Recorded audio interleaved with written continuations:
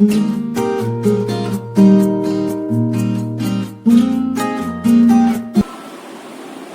Dear student, पिछले part में पिछली वीडियो में हमने हाइगेन्स का तरंग सिद्धांत पढ़ा था, तरंगाग्र के बारे में पढ़ा था। आज हम पढ़ रहे हैं बच्चों हाइगेन्स का द्वितीयक तरंगिकाओं का सिद्धांत। ठीक है, Huygens principle of secondary waves. Huygens principle of secondary waves क्या था बच्चों? हाइगेन्स ने क्या बताया था कि जब किसी भी माध्यम से तरंगे निकलती हैं तो चारों दिशाओं में चलती है। ठीक है बच्चों, उन्होंने क्या बताया था कि सभी दिशाओं में चलती हैं। तो उन्होंने एक तरंग का सिद्धांत दिया था, मैं आपको बता रहा हूँ। तो मैंने क्या करा बच्चों, सबसे पहले कोई एक तरंग ली, मान लीजिए तरंग कौन सी है हमारी बच्चों, एवी है, इसी माध्यम में उत्पन्न हो रही है तरंग। ठीक है, तो मैं कह रहा हूँ बच्चों ये माना v चाल से चल रही है। कितनी चाल से चल रही है? v चाल से चल रही है। और मान लिया मैं कह रहा है t समय में, कितने समय में? t समय में कितनी दूरी तय करेगी? क्योंकि हमें पता है चाल बराबर किसके होता है बच्चों? दूरी बटे समय के होता है। ठीक है, तो दूरी बराबर कितना हो जाएगा मासूम सर? चाल गुना समय के हो जाएगा। तो चाल किस चाल से चल लेते हैं हम? v चाल से। और किस समय में? t समय में। तो कितनी दूरी तय करेगी? vt दूरी तय कर लेगी। तो मैं कह रहा जो प्रत्येक ये जो हमारी तरंग है बच्चों, इस पे जितने भी कण है प्रत्येक कण नए माध्यम की तरह कार्य करेगा, अर्थात प्रत्येक कण से एक नई तरंग स्रोत निकलेगी। ठीक है, मैं कह रहा कि t दूरी में वो t समय में कितनी दूरी तय करती है? vt दूरी तय करती है। तो बच्चों मैंने क्या कहा, जो ये AB है इस पे मैंने कुछ पॉइंट माना ये पॉइंट 1 है, ये पॉइंट 2 है, ये पॉइंट 3 है, ये 4, 5, 6, 7 एंड सो ऑन, मतलब और भी आप मान सकते हैं। तो मैंने क्या करा बच्चों, इस तरंग पे हमने कुछ पॉइंट बनने, कुछ बिंदु बनने 1, 2, 3, 4, 5, 6, 7 उनको मैंने नाम दिया। और वो कितनी दूरी तय करते हैं t समय में? vt दूरी तय करते हैं। तो इन पॉइंटों को केंद्र मानकर vt त्रिज्या के क्या खींचते हैं बच्चों? चाप खींचते हैं। ये हमने क्या खींच लिए? vt त्रिज्या के हमने चाप खींच लिए बच्चों। ठीक है, अब आप देख रहे होंगे कि जो आगे एक तरंग हमें आगे की ओर प्राप्त हो रही है, कहां की ओर प्राप्त हो रही है? पीछे की। तो हमने क्या करा बच्चों, इनका एक स्पर्शीखंड खींच लिया। ये जितने भी थे इन सबको हमने मिला दिया। ठीक है, इसी तरह हमने पीछे वाले को भी मिला दिया। तो आप देख रहे होंगे कि इसी तरह प्रत्येक बिंदु से क्या निकल रही है? एक नई तरंग निकल रही है जो आगे की ओर क्या हो रही है? प्राप्त हो रही है। और वह उसी चाल से आगे बढ़ती है जिस चाल से हमने पिछले वाली तरंग हमारी आगे बढ़ रही है। ठीक है, तो ये हमें नई तरंग प्राप्त होती है जिसे हम A डैश B डैश का नाम देते हैं। इसी तरह हमारी एक पीछे की ओर तरंग प्राप्त हो रही है जिसे हम क्या कहते हैं? A double dash B double dash कहते हैं। परंतु जो हाइगेन्स का तरंग सिद्धांत है वो पीछे वाली जो पहले वाली तरंग है उसको स्वीकार नहीं करता है। तो यही तो क्या था बच्चों हमारा हाइगेन्स का तरंग सिद्धांत था। तो हाइगेन्स तरंग सिद्धांत ने क्या बताया कि जो प्रत्येक जितने भी जो तरंगे हैं उन प्रत्येक तरंगे से क्या करता है? एक माध्यम में चलती है और प्रत्येक कण जो है नए तरंग स्रोत की तरह कार्य करता है। और किसी भी अक्षण खींचा गया काल्पनिक पृष्ठ क्या कहलाता था? हमारा तरंगाग्र कहलाता था। और प्रत्येक जो तरंग है वो आगे की वाली तरंग को क्या करती है? चलने के लिए प्रेरित करती है। और जो नई तरंग ये बनी, कि जो हमारी तरंग बनती है, ये नई तरंग का कार्य करती है। और ये इसी चाल से आगे बढ़ती है जिस चाल से हमारी कौन सी तरंग थी बच्चों? पीछे वाली तरंग। ठीक है, तो ये किसका सिद्धांत था? हमारा हाइगेन्स का द्वितीयक तरंगिकाओं का सिद्धांत था। ठीक है बच्चों, तो बच्चों हमारा टॉपिक आता है, मोस्ट इम्पोर्टेंट टॉपिक ये आता है हमारा हाइगेन्स के द्वितीयक तरंगिकाओं के सिद्धांत के आधार पर परावर्तन की व्याख्या। मोस्ट इम्पोर्टेंट बच्चों ये टॉपिक है। इसके बाद हमारा एक टॉपिक और बचेगा, अपवर्तन की व्याख्या। सबसे मोस्ट इम्पोर्टेंट जो आता है हमारा कौन सा आता है? परावर्तन की व्याख्या है। बहुत ध्यान से समझना है, 5 नंबर का ये हमारा क्वेश्चन आता है। तो सबसे पहले परावर्तन, अर्थात इसमें प्रकाश के अंदर क्या होगा भाई? परावर्तन होगा। तो सबसे पहले हमने क्या किया बच्चों? एक x डैश हमने कोई परावर्तक पृष्ठ ले लिया। क्या ले लिया बच्चों? सबसे पहले हमने एक परावर्तक पृष्ठ ले लिया। कौन सा? x डैश एक परावर्तक पृष्ठ ले लिया। इस पे बच्चों कोई प्रकाश आ रहा है, वो तिरछा आपतित हो रहा है। ध्यान से समझना, कैसा आपतित हो रहा है? तिरछा। इस तरह से ये आपतित हो रहा है प्रकाश। ये जो हमारा प्रकाश है ये A B ये पूरा तिरछा आपतित हो रहा है। ठीक है बच्चों, तो ये जो प्रकाश था हमारा कैसा आपतित हो रहा है बच्चों, इस तरह से तिरछा आपतित हो रहा है। तो ये सबसे पहले कहां टकरा है बच्चों, x डैश के बिंदु A पे टकराया, ठीक है। अब जैसे ये टकराया, टकराने के बाद यहां से क्या हो जाएगा बच्चों, परावर्तित हो जाएगा। जबकि B कहां है, B अभी वायु में ही था।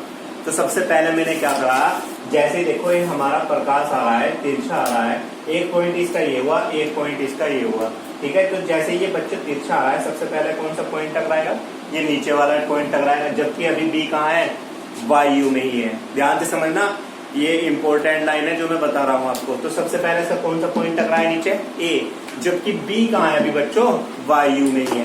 तो जब सबसे पहले कौन सा टकराया, A, तो A टकराते ही यहाँ से क्या हो जाएगा बच्चों, परावर्तित हो जाएगा। तो बच्चों A टकराया और A यहाँ से टकराने के बाद हमारा क्या हो गया, ये परावर्तित हो गया, ठीक है। तो A टकराने के बाद बच्चों हमारा यहाँ से क्या हो गया, परावर्तित हो गया। जबकि B कहाँ था, B वायु में ही था। अब B आया, B x डैश के कौन से बिंदु पे टकराया, A डैश पे। अब ये A डैश पाने के बाद ये भी क्या हो जाएगा, यहाँ से परावर्तित हो जाएगा बच्चों, ठीक है। अब ये A डैश भी क्या हो गया, यहाँ से परावर्तित हो गया। अब इनके बीच जो कोण बना, परावर्तन कोण, ये हमने अभिलंब खींचा, ये कितना है हमारा परावर्तन कोण, कितना होता है बच्चों, हमारा R होता है, ठीक है। अब मेरी बात ध्यान से समझना, जो मैं तुम्हें बताना चाह रहा हूँ। तो सबसे पहले बच्चों मैंने बताया था, सबसे पहले कौन सा टकराया, A, ठीक है। B कहां था, B वायु में ही था, ठीक है। माना B को बिंदु A तक आने में T समय लगता है। कितना समय लग रहा है बच्चों, बिंदु A तक आने में T समय लग रहा है। और जो ये हमारा पूरा जो तरंगाग्र है, ये V चाल से चल रहा है। किस चाल से चल रही है बच्चों हमारी तरंग, V चाल से चल रही है। अब देखो मैं आपको बताना चाह रहा हूँ, जो AB तरंगाग्र है, इसका प्रत्येक कण है, तो यहाँ से क्या निकलेंगी बच्चों, द्वितीयक तरंगिकाएं निकलेंगी। और जो द्वितीयक तरंगिकाएं हैं वो बच्चों सभी दिशाओं में उसी चाल से क्या करती जाती हैं, आगे बढ़ती जाती हैं, ठीक है। तो मैंने क्या किया, सबसे A टकराया, जबकि B कहाँ है, भी वायु में। माना B को x डैश के बिंदु A डैश तक आने में कितना समय लगता है, T समय लगता है। और वो किस चाल से चल रही है, पूरी प्रकाश किरण V चाल से चल रही है। तो मैं कह रहा हूं बच्चों, B को A डैश तक आने में कितनी दूरी तय करनी पड़ेगी, चाल बराबर किसके, दूरी बटे समय के, या दूरी बराबर किसके हो जाएगा, चाल गुना समय की। तो B से A डैश तक आने में कितनी दूरी तय करेगा, VT दूरी तय करेगा। उतने ही समय में A डैश क्या होगा, इसी माध्यम में क्या हो जाएगा बच्चों, परावर्तित हो जाएगा। नहीं, ध्यान से समझना, जो बात ये मैंने बताई है। मैं क्या कह रहा था, सबसे पहले कौन सा टकराया हमारा, A तो बच्चों टकराते ही परावर्तित हो गया, ठीक है। A टकराया, परावर्तित हो गया। अब मैं कह रहा हूं B को A डैश तक आने में 2 मिनट लगी। कितनी मिनट लग रही बच्चों, 2 मिनट लग रही। तो सबसे पहले यहां टकराया था कौन, A उन 2 मिनट में कहीं इस साइड में आ गया होगा, नहीं परावर्तित हो गया। ध्यान से समझना भाई, मैंने क्या कहा था, सबसे पहले A टकरा, B वायु में ही था, ठीक है। तो मैं कह रहा, जब B को A डैश तक आने में 2 मिनट लगी, तो A डैश A 2 मिनट में कहीं इधर आया होगा। तो किस चाल से चल रहे थे वे, V चाल से। कितने समय में, T समय में। कितनी दूरी तय कर रहे हैं, VT। तो मैंने क्या करा बच्चों, A को केंद्र मानकर, किसको केंद्र मानकर, A को केंद्र मानकर कितनी दूरी का, VT दूरी का एक चाप लगाया। ध्यान से समझना बच्चों, A से ये जो हमारी जा रही है प्रकाश किरण, मान लिया किस पे काटता है, बिंदु D पे काटता है। और कितनी दूरी का चाप लगाया हमने, ठीक है। ये से B डैश भी बोल सकते हो आप। तो हमने इसे कितना चाप लगाया, VT दूरी का क्या करा हमने, चाप लगाया, ठीक है। तो जितनी दूरी B से A डैश तक की है, उतनी ही दूरी A से किस तक की होगी बच्चों, B डैश तक होगी। तो मैंने कितनी दूरी का चाप लगाया है, VT दूरी का चाप लगाया। अब मैंने क्या करा बच्चों, जो ये हमने चाप लगाया था, इसको हमने किससे मिला लिया, बिंदु A से हमने क्या कर दिया, मिला दिया, ठीक है। A से हमने क्या डाल दिया, एक लंब डाल दिया, जो हमें काटता है B डैश पर। और जो ये हमारा परावर्तन कोण है बच्चों, कितना, R है। तो जो ये A डैश B डैश हुआ, ये हमारा परावर्तक पृष्ठ हुआ, या परावर्तक प्रकाश किरण हुई, या प्रकाश तरंग हुई, ए भी तो आपतित तरंगाग्र है, जबकि ए डैश बी डैश क्या है हमारा परावर्तित तरंगाग्र है। अर्थात जितनी भी द्वितीयक तरंगिकाएं हैं जो इनके बीच में टकराएंगी वो सब कहां से गुजरेंगी बच्चों, ए डैश बी डैश से होकर गुजरेंगी। ठीक है, तो ध्यान से समझना। फिर मैंने क्या बताया, जितनी दूरी बी से ए डैश तक तय कर रहा है उतनी ए से बी डैश तक तय कर रहा है। ठीक है बच्चों, तो जितनी भी प्रकाश किरणें, जितनी द्वितीयक तरंगिकाएं हैं वो ए डैश के बीच में कटेंगी और कहां से जाकर परावर्तित होंगी, ए डैश बी डैश से परावर्तित होंगी। अर्थात जो ए डैश बी डैश हुआ वो हमारा कौन सा तरंगाग्र हुआ बच्चों, परावर्तित तरंगाग्र हुआ। अब ध्यान से समझना बच्चों, ये हमारे दो त्रिभुज बनने हैं, तो ए बी ए डैश, त्रिभुज कौन सा, ए बी ए डैश। ध्यान से समझना, ए बी ए डैश ये त्रिभुज बनना है। दूसरा त्रिभुज जो बनना है बच्चों हमारा क्या बनना है, ए डैश बी डैश ए बनना है। तथा कौन सा भाई त्रिभुज है, ए डैश बी डैश और ए, कौन सा, ए बी डैश ए, ये वाला त्रिभुज बनना है हमारा। ठीक है बच्चों, अब मैं इन दोनों त्रिभुज में बात करूं, ठीक है, तो जो हमारा ए डैश है ये त्रिभुज ए बी ए डैश में भी है और ए dash B dash A dash में भी है, तो ये हमारी क्या हुई, उभयनिष्ठ हुई। तो जो ए डैश है ये तो हमारी क्या है बच्चों, उभयनिष्ठ है, मतलब कॉमन है। जो ये लाइन है जो ए डैश है ये क्या है हमारी उभयनिष्ठ है, ये दोनों में है। ठीक है बच्चों, तो ये तो हमारी क्या होगी, उभयनिष्ठ हो गई। अब उसके बाद मैं बता रहा हूं, जो ये हमारा ए बी ए डैश है ये कितने डिग्री का कोण था, 90 डिग्री का। यहाँ से भी हमने इस पर लंब डाला था तो ये भी कितने का था, 90 डिग्री का। तो मैं बता रहा हूँ ए बी ए डैश कोण कितना, ए बी ए डैश बराबर किसके है, A B dash A dash के, और बराबर कितना है 90 डिग्री। ठीक है, दोनों क्या है बच्चों, समकोण है। ठीक है, तो दो भुजाएं बराबर हो गई, दो कोण बराबर हो गए, क्योंकि एक तो ये उभयनिष्ठ हो गया ए डैश। इसके बाद मैं बात करता हूं बी ए डैश, बी से ए डैश तक की कितनी दूरी थी बच्चों, बी की दूरी थी, उतनी दूरी का चाप मैंने किस पे लगाया था, ए बी डैश पे लगाया था।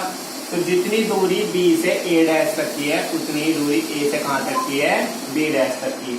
तो जितनी दूरी बी से ए डैश तक की है उतनी ए से बी डैश तक की है।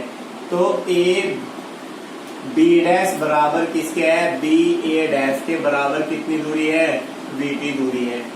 तो ध्यान से समझना, तो ये दूरी कितनी है, बराबर है। अर्थात जितनी ये लाइन है ए बी डैश उतना ही क्या है हमारा बी ए डैश है। ठीक है बच्चों, तो आप देख रहे होंगे दो भुजाएं बराबर आ गई और एक कोण बराबर आ गया। तो इस कंडीशन में ये दोनों त्रिभुज क्या होंगे, हमारे सर्वांग सम होंगे। अर्थात त्रिभुज ए बी ए डैश बराबर किसके, त्रिभुज ए बी डैश ए, दोनों त्रिभुज क्या है बच्चों, सर्वांग सम है। ठीक है, तो दोनों त्रिभुज क्या है हमारे सर्वांग सम है। तब जो ये आपतन कोण आई है ये हमारा किसके बराबर होगा बच्चों, कोण आर के बराबर होगा। अर्थात